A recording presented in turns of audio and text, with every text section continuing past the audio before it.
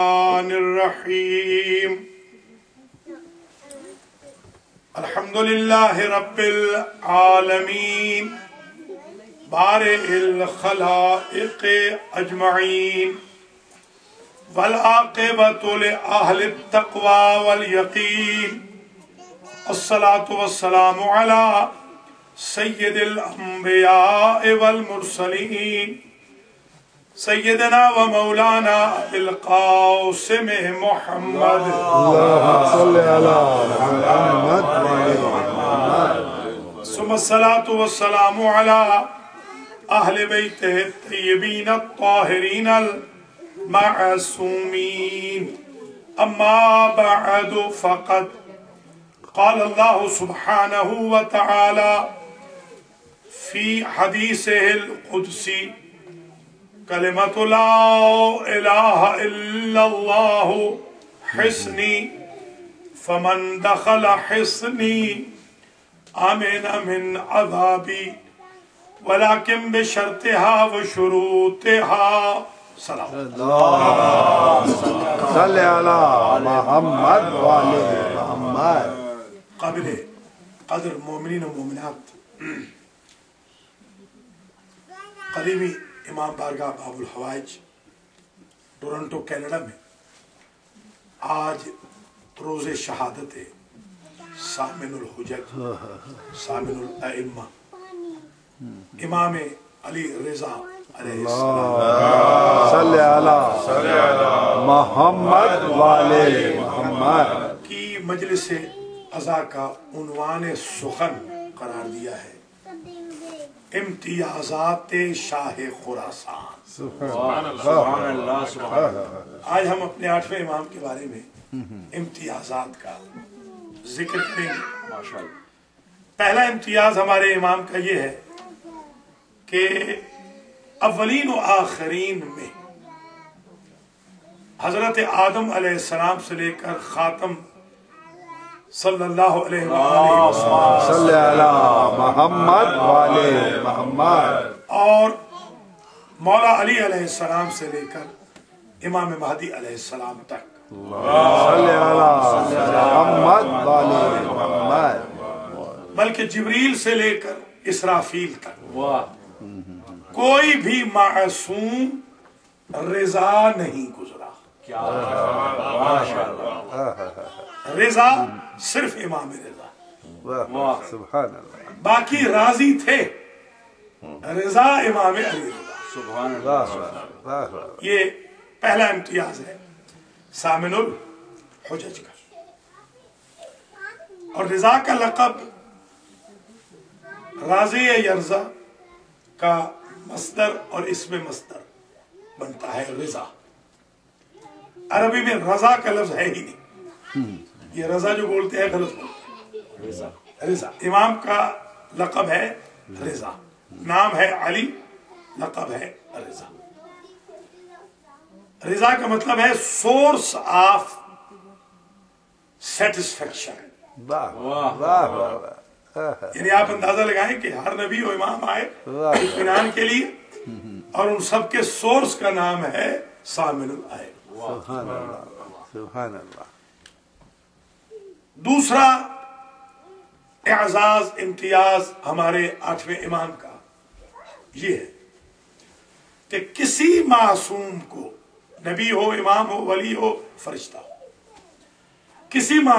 کسی معصوم کو ضامن نہیں کہا گیا سوائے ہمارے 8ویں سبحان اللہ حالانکہ گارنٹی تو سب نے دی ہے ہر معصوم گارنٹر ہوتا ہے مگر ضامن کا جو لقب ہے وہ ہمارے 8ویں امام کسی اور کا لقب ضامن نہیں تو دوسرے لفظ میں یوں کہوں کہ ضمانت اگر ایسٹ ہے تو اس کے سینٹر کا نام سامن الائمہ سبحان اللہ یہ دوسرا امتیاز اور یہ دوسرا امتیاز لقب جو امام کا ہوا وہ آہو ہرن ڈیر کی ضمانت سے ہوا کہ شکارچی کو ہنٹر کو امام نے گارنٹی دی کہ اس ہرن کو جانے دو کہ بچوں کو دودھ پلا کے واپس آ جائے.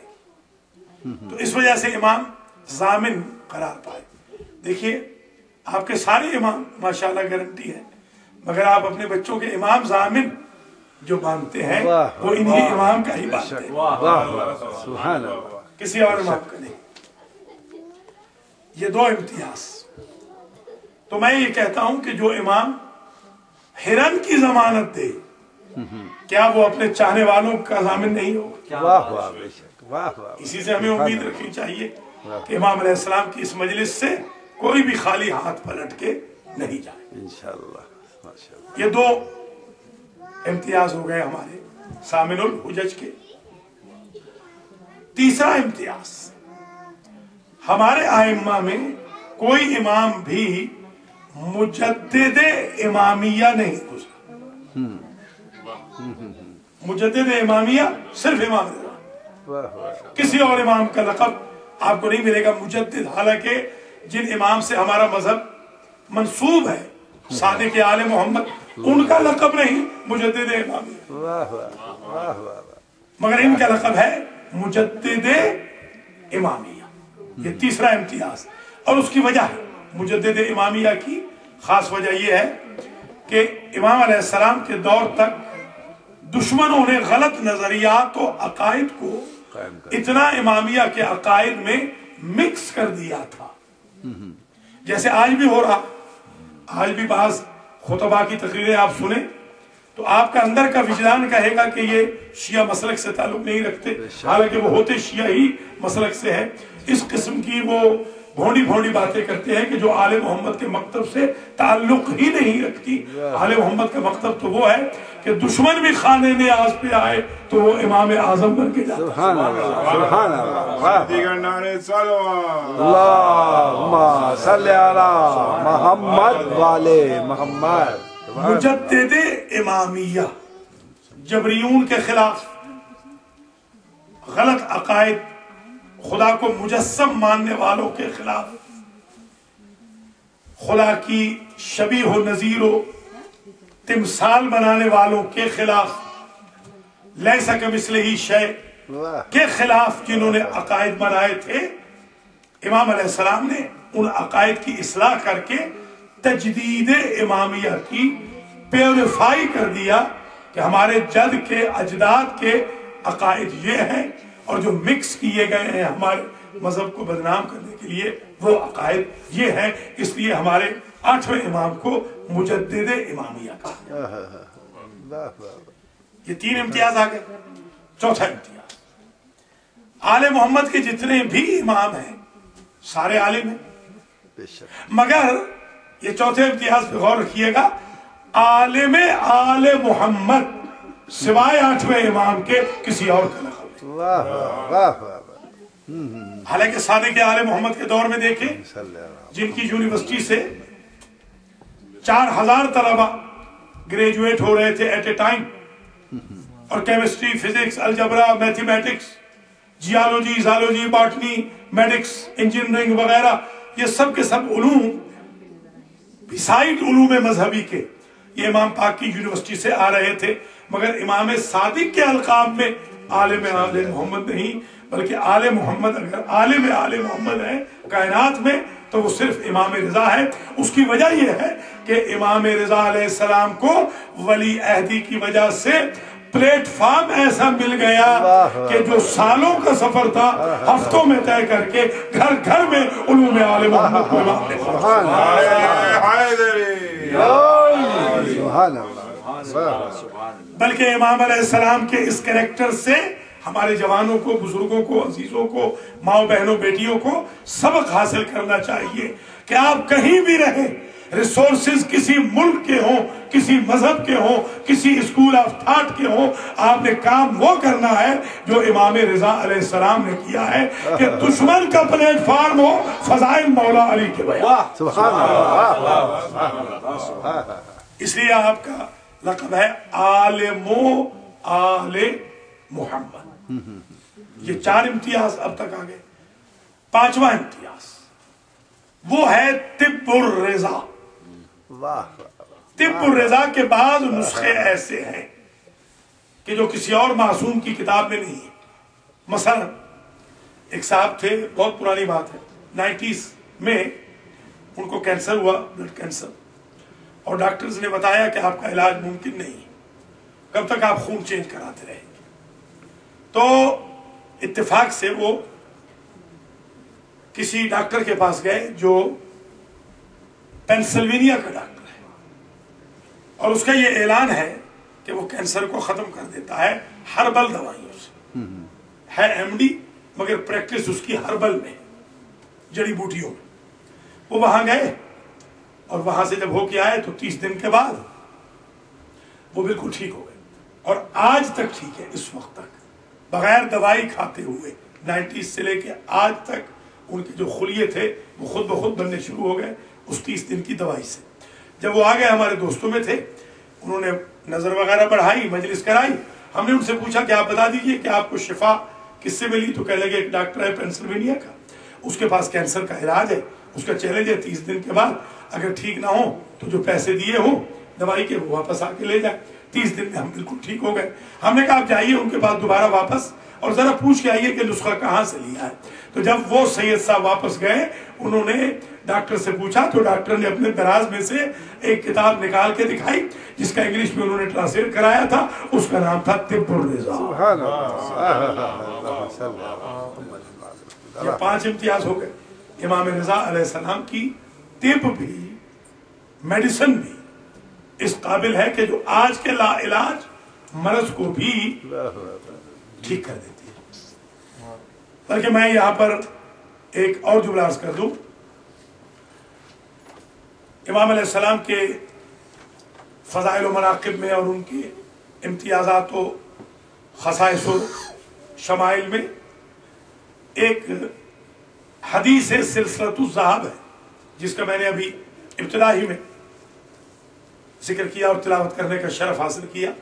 بیسیکلی یہ حدیث قدسی، حدیث قدسی، حدیث قدسی وہ کلام ہوتا ہے کہ جو کمپائل شکل میں تو نہیں آتا، کوئی کتاب، بکلیٹ، صحیفہ یا قرآن نہیں ہے.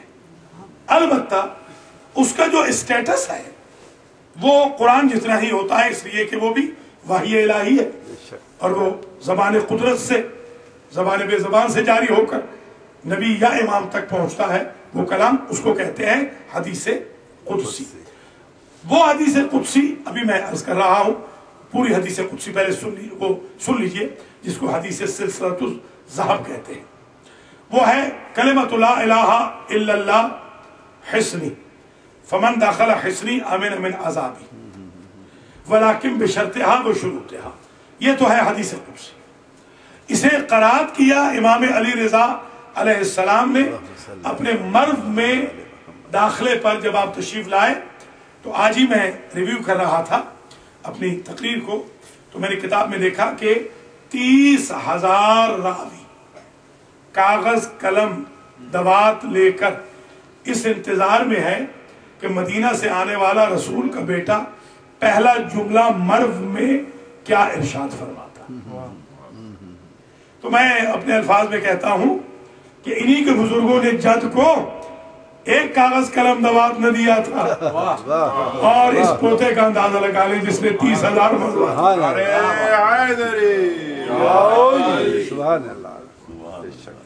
تو یہ بھی امتیازات امام میں آپ گن لیجئے. بلکہ کہ اتنے راویوں نے ایٹ اے ٹائم کسی سے حدیث قدسی لکھی نہیں ہے. قرآن سنا ضرور ہے، 1,30,000 نے بھی سنا غدیر کے اعلان کو، مگر ایٹ اے ٹائم 30,000 لکھنے والے ہوں، یہ امتیاز صرف امام علی رضا علیہ السلام. صلی اللہ محمد والے محمد. سبحان اللہ. امام جب وہاں پہنچے تو امام علیہ السلام نے کہا قال اللہ سبحانہ و تعالی. کچھ معجزات ہیں جن میں سے ایک معجزہ یہ بھی ہے کہ جب امام علیہ السلام زمین پہ قدم رکھتے ہیں تو کہا جاتا ہے کہ یہاں لق و دق صحرا ہے سرکار، یہاں پر تو پانی نہیں ہے. اور امام نے اب ظاہر ہے اپنے تمام چاہنے والوں کو نماز پڑھانی تھی تو وضو کے لیے پانی درکار تھا چاہنے والوں کو، تو امام نے اپنے پاؤں کی ٹھوکر ماری تو وہاں سے ایک ایسا چشمہ ابلا جو آج بھی بالکل زمزم کے چشمے کی طرح جاری و ساری ہے، اور زمزم کے پانی میں اور اس پانی میں اتنی ریزمبلنس ہے کہ جن لوگوں نے زمزم کو اور اس پانی کو لیبارٹری میں چیک کیا ہے وہ کہتے ہیں 100% وہی سارے کے سارے کیمیکل اس پانی میں ہیں جو کیمیکل اس پانی کے۔ یہ ایک ضروری بات آپ تک پہنچ جائے۔ دوسری بات یہ بھی سن لیجئے کہ امام پاک نے وہاں جو قدم رکھا تو قدم گڑ گیا، قدم گاہ رضوی آپ دیکھتے ہیں وہاں پر امام علی رضا علیہ السلام کا قدم موجود ہے۔ میں نے اس کو میجر کیا ہے باقاعدہ، اس کا طول و عرض اور مقام ابراہیم وہ جو گولڈن کیس میں ہے، اللہ آپ کو حج عمرہ پہ لے جائے، اس کا طول و عرض ایک جتنا ہے۔ تو دو چیزیں ثابت ہو گئی۔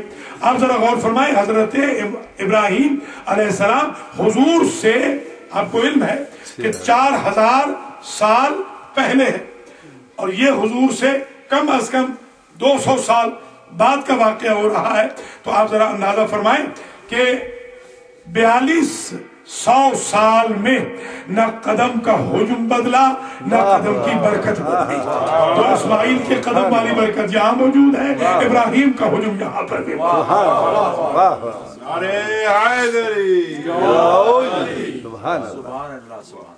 یہ امام علی رضا علیہ السلام کے امتیازات میں شامل ہے، خصوصیات میں شامل ہے۔ امام علیہ السلام نے وہاں پر جو جملہ ارشاد فرمایا یہ تھا، قال اللہ سبحانہ وتعالی، بعض نے کلمۃ لا الہ لکھا ہے، بعض نے لا الہ، دونوں میں بتا دوں تاکہ غلط فہمی نہ ہو۔ ویسے میں نے جو ایکسپیریمنٹ کیا ہے اس کا بھی میں ابھی ذکر کر دوں گا آپ کی خدمت میں۔ اور سلسلۃ الذہب کا مطلب ہوتا ہے گولڈن چین۔ یہ جو نام ہے کیونکہ امام علیہ السلام نے کہا کہ ان ابی موسیٰ ابن جعفر، ان ابی ہے جعفر ابن محمد، ان ابی ہے محمد ابن علی، ان ابی ہے علی ابن الحسین، ان ابی ہے حسین ابن علی، ان اخی ہے حسن ابن علی، ان ابی ہے علی ابن ابی طالب، ان رسول، ان الرسول، ان اللوح، ان القلم، ان جبریل، ان اللہ۔ یہ وہ حدیث سلسلۃ الذہب ہے، یعنی سلسلہ یہ ہے اور حدیث وہ ہے جو میں ابھی پڑھنے والا ہوں۔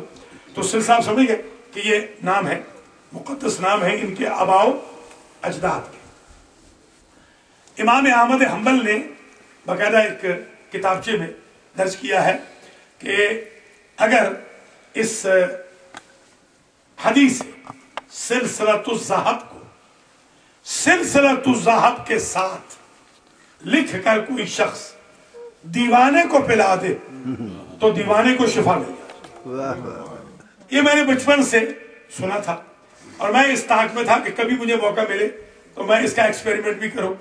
میں نے 20 دیوانوں پر اس کا تجربہ کیا ہے، الحمدللہ 20 کے 20 کو دماغی مرض سے 100% امام رضا کے اجداد کے صدقے میں شفا۔ صلی علی محمد والے محمد۔ تو اس کو بلکہ صرف اسی لیے نہیں، میں نے ایک جگہ اس کا تعارف کرایا تو انہوں نے کہا کہ حضور ہم کوئی پاگل تھوڑی ہیں، یہ صرف پاگلوں کے لیے نہیں ہے، یہ تو ایک بات ہے اولاد کے لیے۔ میں نے خود الفاظ ٹیپ ہو رہے ہیں، یوٹیوب پہ بھی آ جائیں گے، ٹیلی ویژن پہ بھی چل جائیں گے، میں گارنٹی کے ساتھ عرض کر رہا ہوں میں نے زندگی میں ابھی، بلکہ میں یہ جملہ وہاں بھی کہہ کے آیا ہوں، محمود بھائی تشریف فرما تھے، میں نے کہا 450 افراد ایسے میں جانتا ہوں جن کے فون نمبر دے سکتا ہوں، جن کا کنٹیکٹ دے سکتا ہوں، جن کو میں نے زعفران سے یہی حدیث سلسلۃ الذہب لکھ کے دی ہے، الحمدللہ 450 گھروں میں اولاد ہوئی ہے اور وہ آباد و شاد۔ تو یہ ہمارے ائمہ حضرات طب الرضا ذہن میں ہے نا۔ تو امام علیہ السلام نے وہ میڈکس کے ذریعے، میڈیکل کے ذریعے بھی طب دی اور اسپرچول طریقے سے بھی یہ دعا عنایت فرمائی۔ خود یہ دعا بہت بڑا عظیم کیمیا ہے، نسخہ ہے امام رضا علیہ السلام کی نسبت سے۔ میں نے تو بلکہ یہ بھی دیکھا ہے کہ جن لوگوں کا امیگریشن رکا ہوا ہوتا ہے، ایک صاحب کا 16 سال سے इमिग्रेशन रुका हुआ था, मैंने उनको लिख के दिया कि आप इमाम रज़ा अलैहिस्सलाम के आबा व अजदाद का वास्ता दें। अल्लाह के फजल करम से ये लास्ट वीक उनका ग्रीन कार्ड आ गया। मैंने कहा अब जिन हस्ती की वजह से ग्रीन कार्ड आया है, आप उन्हें मानते हैं या नहीं मानते, उनके नाम की मजलिस भी करानी पड़ेगी और उनके नाम की न्याज भी देनी पड़ेगी। तो ये एक तबलीग का जरिया भी है आपके लिए। आप जवान इसको तबलीग के तौर पे भी बेशक इस्तेमाल कीजिए। खुले दिल से कहिए कि हदीस सिलसिलतुल ज़हाब को आजमा लीजिए, औलाद भी होगी, दीवाना भी ठीक होगा, और कम से कम 70 बीमारियां ऐसी हैं कि जिनसे शिफा हो जाती है इमाम रज़ा के हदीस सिलसिलतुल ज़हाब के पिलाने से या इसके इस्तेमाल से। यहाँ क्योंकि इमाम पाक का शहादत का दिन है, तो ये जाहिर है कि एक जबरदस्त मैसेज आप तक पहुंच जाए।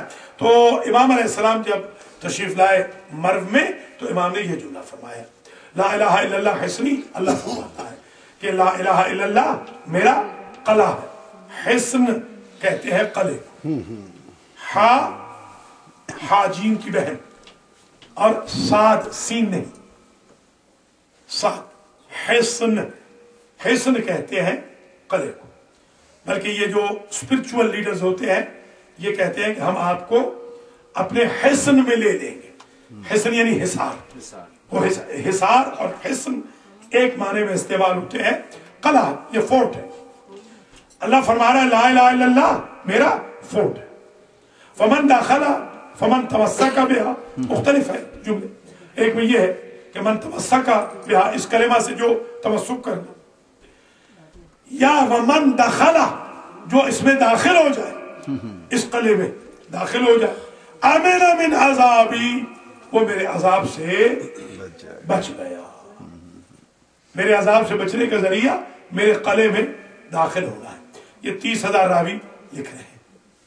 उन्होंने कलम रखने चाहे, इमाम ने फरमाया अभी हदीस कुदसी मुकम्मल नहीं हुई, सब्र करो, अभी और लिखो। पता चला रावियों को हर दौर में जरूर जल्दी होती है कि मन कुन तो मौला के वक्त भी मसलन ये लिख लेंगे अलस्तु औला, ये नहीं लिखेंगे मन कुन तो मौला, जल्दी होती है। आपने फरमाया जरा सब्र करो, अभी हदीस मुकम्मल नहीं। वलाकिन बशर्तिहा बशुरूतिहा, अल्लाह के कले में दाखिल हो जाओगे, अल्लाह के अजाब से तो बचोगे, मगर अल्लाह फरमा रहा है इसकी एक शर्त है और कुछ जमा शर्तें हैं। अब मैं बड़ा हैरान हूं कि 90 100 में 90 शामिल है, 10 में 9 भी शामिल है। ये कहने की अलग अल्लाह को जरूरत क्या थी? शर्त तो शुरूत में शामिल है, शुरूत है जमा, और शर्त की जमा है शुरूत। ये क्यों कहा बेशर्त व शुरूत? असल में शर्त से मुराद है मुहम्मदुर रसूलुल्लाह, अल्लाहुम्मा सल्ली अला मुहम्मद। क्योंकि नबी तो एक है, सिंगुलर है, और शुरूत से मुराद है अली से लेके महदी तक सारे इमामों का सिलसिला, क्योंकि वो जमा है। वहां अल्लाह ने शुरूत कहा, रिसालत मुफरद है, इसलिए शर्त। अल्लाहुम्मा सल्ली अला मुहम्मद। फिर कलम रखना चाहा इन्होंने, जाहिर है कि ये पेड नैरेटर थे, पेड राइटर थे, तो कलम रखना चाहा। इमाम ने फरमाया भी सब्र करो, हदीस कुदसी खत्म हुई, हदीस मासूम अभी बाकी। सुभान अल्लाह, ये मासूम ही को हक है अल्लाह के कलाम की तफसीर का, गैर मासूम तफसीर नहीं कर सकता, न कुरान की न हदीस की। इसलिए हमारे यहाँ ये शब पेशावर, आपने माशाअल्लाह पेशावर नाइट्स जवानों ने भी इंग्लिश में पढ़ ली है, उसके अंदर जो हमारे आगा ने दलील दी थी पेशावर में, वो दलील ऐसी जबरदस्त थी। कहा कि आप ये बताएं कि आप जो तफसीर करते हैं अपनी राय से, तफसीर बिल राय का हक आपको इसलिए नहीं कि आपको کہنے والے کی رائے معلوم نہیں ہے. ہمارے امام وہ ہیں ان کو سیاق و سباق کا بھی پتا ہے, وہ خالق و مخلوق کی رائے جانتے ہیں. انہیں پتا ہے کہ اللہ نے یہ آیت, یہ حدیث قدسی بر میں بھیجی ہے, باہر میں بھیجی ہے, آسمان میں بھیجی ہے, زمین میں بھیجی ہے, یا منسوخ ہے, غیر منسوخ ہے, محکم ہے, متشابہ ہے. اس لیے کہ جب اللہ قرآن کی آیتیں بھیجتا تھا محمد و آل محمد کے انوار دیکھ رہے ہو. اس لیے ہمارے ائمہ ہی کو حق ہے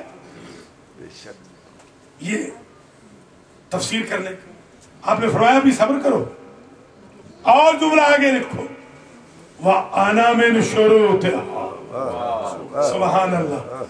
جن شرطوں کی وجہ سے اللہ نے کہا ہے میرے قلعے میں عذاب سے بچو گے, ان شرطوں میں سے ایک شرط میں علی رضا ہوں. اللہم صلی علی محمد.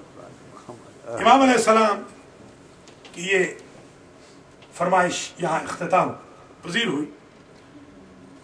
اب تک ہم نے 6 امتیاز امام کے بیان کی. طب الرضا 5واں, اور 6واں یہ جو میں نے عرض کیا کہ 30,000 راوی کسی امام کے لیے. 7واں امتیاز امام علی رضا علیہ السلام کا وہ مناظرات ہیں جو آپ نے ادیان عالم, مذاہب عالم کے علماء سے کیے. اتنے مناظرے ہمارے کسی امام نے نہیں کیے. اس کی وجہ یہ نہیں کہ مناظرہ امام کر نہیں سکتے, ان ائمہ کو موقع نہیں ملا, کیونکہ انہوں نے ولی عہدی قبول کی, آفیشل پوسٹ تھی, ریسورسز بھی ملے, اور آؤٹ ریچ پروگرام کا راستہ بھی ملا. وہ امام پاک کے راستے سے یہ سبق سیکھنا چاہیے کہ اگر ائمہ کا مذہب عام ہو رہا ہے تو مخالف کے ریسورسز کو بھی استعمال کرنے میں کوئی حرج نہیں, بشرطے کہ انسان بکے نہیں, چکے نہیں, بلکہ دشمنوں میں رہ کر اپنے مولا کے فضائل بیان, اپنے بزرگوں کے فضائل. یہ جو آج انٹرنیٹ کی دنیا ہے, میں جوانوں سے یہی کہتا ہوں کہ آپ کم از کم یہ جو مجالس ہوتی ہیں, اردو میں ہو, انگلش میں ہو, کسی لینگویج میں ہو, ان کو ہی کم از کم آپ مختلف جگہوں پہ ڈال دیا کریں, تاکہ اتنا زیادہ مجالس سے حسین آ جائے کہ دیکھنے والا پریشان, حیران و ششدر ہو جائے. جیسے ہمارے ایک ایڈیٹر صاحب ہیں, آج بھی ان کی کال آئی تو مجھ سے پوچھنے لگے, اردو ٹائمز اخبار کے خلیل صاحب, آج بھی وہ فرمانے لگے, کہنے لگے کہ ہمیں علامہ یہ بتا دیجئے کہ آپ کے کتنے امام ہیں, اس لیے کہ ہر روز کسی نہ کسی امام کا کوئی نہ کوئی دن آپ منا رہے ہوتے ہیں. میں نے کہا امام تو ہمارے 12 ہیں, ظاہر ہے کہ وہ 12 ہی دن ان کی پیدائش کے دن ہیں اور 11 ان کی شہادت کے دن ہیں, 12ویں تو ابھی تک زندہ ہے, حیات ہے. تو کہنے لگے یہ کیسے ممکن ہے کہ اگر 12-23 دن ہوں اور پھر بیوی پاک کو آپ لے لیں 25 ہو جائیں اور حضور کو لے لیں 27 ہو جائیں, ان میں سے میں نے کہا 2 کو نکال لیجیے اس لیے کہ وہ ریپیٹیشن ہو گئی ہے, تو وہی 23 جا کے بنتے ہیں. تو 23 دنوں میں آپ کو تو چاہیے تھا لمیٹڈ عزاداری ہوتی, ان کے 13 دنوں میں مثلا عزاداری ہوتی, یا اس سے بھی کم 11 دنوں میں عزاداری ہوتی, اور باقی دنوں میں آپ جشن وغیرہ مناتے. مگر یہ سمجھ میں آتا ہے کہ ہر جگہ مولا کا ذکر ہو رہا ہے. تو میں نے کہا آپ جیسوں کو سمجھانے کے لیے ہمارے بزرگ کہہ گئے کہ کل یوم عاشوراء وکل ارض کربلا, ہم اتنا ذکر کر دیں گے مظلوم کربلا کا, ہر جگہ عاشوراء نظر آئے گا, ہر جگہ کربلا نظر آئے گا. اس لیے آپ نے زیادہ سے زیادہ اپنے ائمہ کے, یہ جوانوں سے خاص طور پہ میں گزارش کروں گا کہ ٹائم ویسٹ نہ کریں, ادھر ادھر SMS بھیجنے کی بجائے محمد و آل محمد کے علوم کی ترویج میں اپنا وقت صرف کریں. امام علی رضا علیہ السلام نے جس طرح یہ درس دیا ہے کہ دشمن کے دربار میں بیٹھ کر مناظرے کر رہے ہیں اور ان میں اپنے آباء و اجداد کے فضائل و مناقب اور ان کے ارشادات کو عام فرما رہے ہیں. یہ 7واں امتیاز ہے. بس ایک اور بیان کروں گا اور آج کی حد تک اجازت لے لوں گا. کل اور پرسوں انشاءاللہ 2 ڈیفرنٹ ٹاپکس آپ کی خدمت میں پیش کیے جائیں گے. آج کی حد تک جو عرض کرنا چاہ رہا ہوں کہ وہ جو مناظرے ہوئے امام کے, وہ مناظروں پہ کئی کتابیں لکھی ہیں, صرف مناظروں پہ, مناظرات امام علی رضا علیہ السلام پہ بڑی کتابیں لکھی ہیں, جو آپ نے مثلا عجموں کے ساتھ کیے, رومیوں کے ساتھ کیے, جو آپ نے حضرت نوح کو خدا ماننے والوں کے خلاف کیے, سابعین کے خلاف جو آپ نے مناظرے کیے, मुख्तलिफ अदियान और मज़ाहिब के लोगों के खिलाफ, ट्रिनिटी वालों के खिलाफ, ईसा को खुदा मानने वालों के खिलाफ, जासलीक जैसे चीफ राहिब के साथ जो प्रीस्ट था सबसे बड़ा, और नस्तास रूमी के साथ, रासुल जालूत के साथ बहुत बड़े मुनाजरात हैं। उन पर तो अशरे कम से कम पढ़ने की ज़रूरत है, मगर आज की हद तक सिर्फ एक का एक जुमला इस 7वें इम्तियाज में सुन लीजिए। जब जासलीक आया जो सबसे बड़ा चीफ राहिब था, चीफ प्रीस्ट था क्रिश्चियंस का, तो उसने आकर कहा कि फर्जंद रसूल ये बताएं कि हम आपसे सवाल करें या आप हमसे सवाल करेंगे। तो इमाम अलैहिस्सलाम ने फरमाया जिस तरह तुम्हारी मर्जी हो, चाहो तो तुम सवाल करो, चाहो तो हम सवाल करेंगे। इसलिए कि जब इल्म का खजाना लबरेज हो साहिब सलूनी की फिक्र से, तो वहां पर सोचने की जरूरत नहीं होती। आलिम इल्म लदुन्नी हो तो उसे, इसलिए कि ये तो सिगर सिनी में लौह महफूज का मुताला करते हैं, फर्श पे बैठ के अर्श का मुताला करना इनके बचपन का काम है, बचपन का खेल है। तो आपने फरमाया तुम्हारी मर्जी है। तो उसने कहा ये बताइए कि आप ईसा को मानते हैं या नहीं मानते। इमाम ने कहा तुम्हारा सवाल मुबहम है, तुम ये बताओ कि किस ईसा की बात कर रहे हो। एक ईसा तो वो था कि जो ये कहता हुआ आया था मुबश्शिरम बिरसूल याती मिन बादी इस्मुहु अहमद। मेरी तो ड्यूटी ये है ईसा की, मैं इसलिए आया हूँ कि अहमद नामी नबी का तारुफ कराऊं, मेरा तो और कोई काम ही नहीं है। अगर तुम उस ईसा की बात कर रहे हो जो हमारे जद का तारुफ कराने आए थे, तो उनको तो मैं भी मानता हूँ, उनको सारे मुसलमान भी मानते हैं। कहा ये बताइए कि आप ईसा के बारे में क्या मानते हैं। कहा हम ईसा के बारे में और भी मानते हैं, वो सिर्फ मोहम्मद के आशिक न थे बल्कि सारे के सारे औले मोहम्मद के भी आशिक थे। उन ईसा को तो मैं मानता हूं। 2-4 सवालों के बाद इमाम ने कहा मैं सवाल करूं, सवाल कीजिए। इमाम ने फरमाया कि तुम्हारे ईसा नमाजें कम पढ़ते थे, रोजे कम रखते थे, इसकी वजह क्या थी। उसने कानों को हाथ लगाए, तौबा तौबा, आप ईसा के बारे में ये बात कर रहे हैं, सारी सारी रात नमाज पढ़ते थे। कहा अभी थोड़ी देर पहले तो तुमने कहा था कि वो खुदा थे, और अब तुम कानों पे हाथ लगा रहे हो कि वो तो बड़ी नमाजें पढ़ते थे, सारा साल रोजे रखते थे। तो इतना बताओ, जब वो खुद खुदा थे तो नमाजें किसके सामने झुक के पढ़ते थे, रोजे किस खुदा के लिए रखते थे। इससे मुनाजरे में उसे शिकस्त हुई और बाद में बल्कि वो कन्वर्ट भी हुआ बाकायदा। बल्कि मैं भी आपसे गुजारिश करूंगा कि आप एक अहद करें कन्वर्ट करने का। इन बिलाद में, बिलाद मगरिब में आपको अल्लाह ले आया है जहां पर आपके लिए बहुत आसानियां हैं। तो इन आसानियों का फायदा ये उठाइए कि कन्वर्ट कीजिए। कि अगर आज की मजलिस में 50 लोग हैं तो अगले साल इसी मजलिस में 100 हो, कम से कम 50 कन्वर्टेड हो। अगर एक बंदा भी अहद कर ले कि अगले साल तक मैं एक शख्स को कन्वर्टेड करूंगा, आले मोहम्मद की किश्ती पे सवार करूंगा, तो इंशाअल्लाह ये यदखुलून फी दीनिल्लाह अफवाजा, ये इस तरह रुक न जाइए। जुमूद हमारे मजहब में नहीं है, जुमूद गैरों के मजहब में है। हमारे मजहब में हमेशा हमें तबलीग करते रहना चाहिए और लोगों को आले मोहम्मद के मजहब से रोशनास कराते रहना चाहिए। 8वां इम्तियाज हमारे इमाम रिजा अलैहिस्सलातु वस्सलाम का ये है कि अगर आप इमाम रिजा से तवस्सुल करें तो वो तवस्सुल में पहुंचने में देर नहीं करते। ये खुसूसियत है इमाम, खास खुसूसियत है। मैंने एक मरतबा हमारे वतन के एक बहुत बड़े उर्दू के शायर थे, राजा अब्दुल गफूर जौहर निजामी, वो डिप्टी कमिश्नर रिटायर्ड थे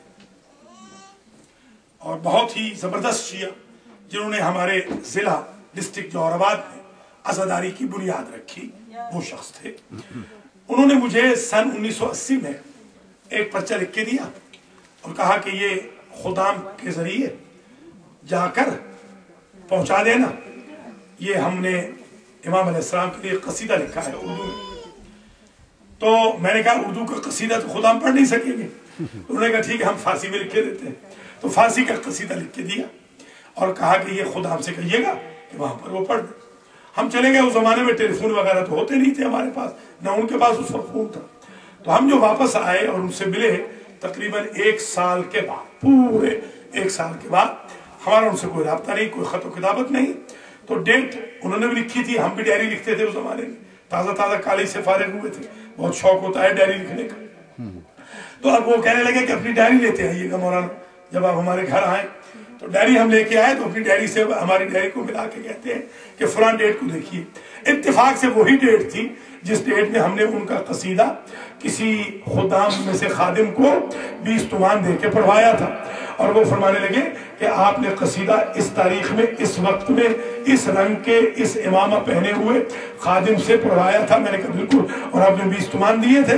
میں نے کہا ہاں۔ تو کہنے لگے کہ وہ امام علیہ السلام تک شرف قبولیت پا گیا، اور ایک انگوٹھی دکھائی کہ امام علیہ السلام نے معجزے کے ساتھ یہ انگوٹھی مجھے بھیجی ہے جو کفن میں میں اپنے ساتھ لے کر جاؤں۔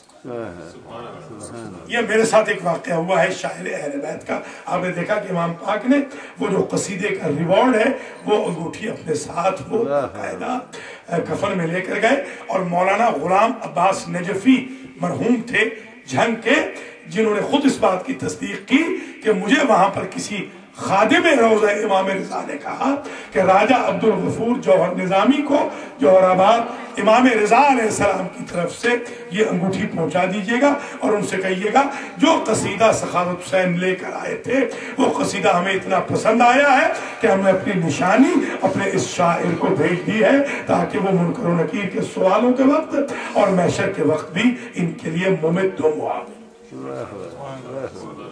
تو آپ ان امام سے رابطے میں رہیں، ان سے ربط رکھیں، تاکہ امام علیہ السلام سے توسل کے صدقے میں امام پاک تک آپ کا رابطہ ہو اور امام کرم نوازی فرمائے۔ اب امام کے جو امتیازات میں مصائب کے بھی عجیب امتیازات، مثلا کسی امام کو غریب الغربا دیکھا، غریبوں کے غریب یعنی مسافروں کے مسافر، پردیسیوں کے پردیسی۔ عربی میں غریب کہتے ہیں جس کا کوئی دوست نہ ہو، غریب الوطن کو، مسافر ایسے کو اسے کہتے ہیں غریب۔ یہ امام حسین نے بھی جو غریب کہلوایا تھا وہ اس لیے کہ اب کوئی نہیں رہ گیا تھا امام کا۔ غریب الغربا ہے، بقیت المدا ہے، شامل الحجج۔ ان کے مصائب میں یہی کافی ہے کہ یہ واحد امام ہے کہ جو عرب میں دفن نہیں ہوئے بلکہ عجم میں دفن ہوئے، اس لیے ان کو کہتے ہیں غریب الغربا۔ اپنا کوئی رشتہ دار سوائے امام جواد کے جنازہ اٹھانے والا نہ تھا، اپنا کوئی عزیز رونے والا نہ تھا، اپنے گھر کی کوئی خاتون زہر کے بعد تیمارداری کرنے والی نہ تھی، بلکہ کوئی نہ تھا جو زہر ہلال کے بعد نکلنے والے جگر سے، جگر پھٹ گیا تھا، نکلنے والے ٹکڑوں کو سنبھال سکتا۔ ابو سلط ہروی نے جو غلام ہے امام کے، انہوں نے ان ٹکڑوں کو سنبھالا تشت میں۔ ابو سلط یہ کہتے ہیں کہ جب امام باہر نکلے تھے دربار سے تو امام نے اپنی عبا اپنے سر پہ ڈال رکھی تھی۔ یہ عرب کا دستور ہے کہ جب عرب اپنی عبا کو کندھوں سے ہٹا کے سر پہ ڈال لے تو سمجھے بہت بڑی مصیبت آ گئی۔ ابو سلط یہ کہتے ہیں کہ امام بار بار سابا کی طرف دیکھتے تھے، سابا کی پہاڑیوں کی طرف۔ میں نے پوچھا کہ مولا کسے دیکھ رہے ہیں؟